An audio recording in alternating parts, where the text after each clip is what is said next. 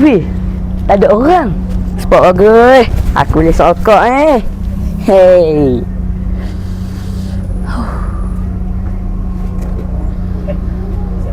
Akmal. Weh. Apa awak cuba buat? Aku tak buat apa dah. Ingat saya tak perasan awak cuba isap rokok ni. Aku tak buat apa. Adakah awak tahu bahawa rokok dapat membahayakan kesihatan awak? Aku tak tahu pun.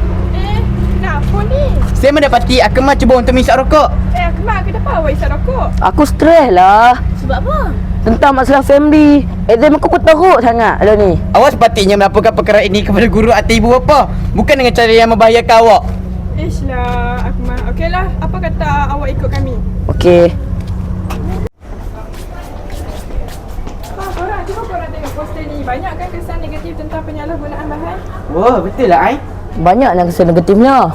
Saya rasa saya perlu berubah lah untuk masa depan saya. Ya betul, saya setuju dengan Akmal. Tak apa, mari saya bantu awak Akmal untuk berubah. Okey, jom. Akmal, awak boleh menangani stres dengan kaedah 10B, iaitu berfikiran positif, bersenam, beredah, berehat dan mendengarkan muzik, berurut, bercakap dengan seseorang, beribadat dan bertenang, berkata relaxlah dan bernafas dengan dalam. Jadi kalau betul-betul dengan diri awak perlu berhenti melakukan perkara sedemikian.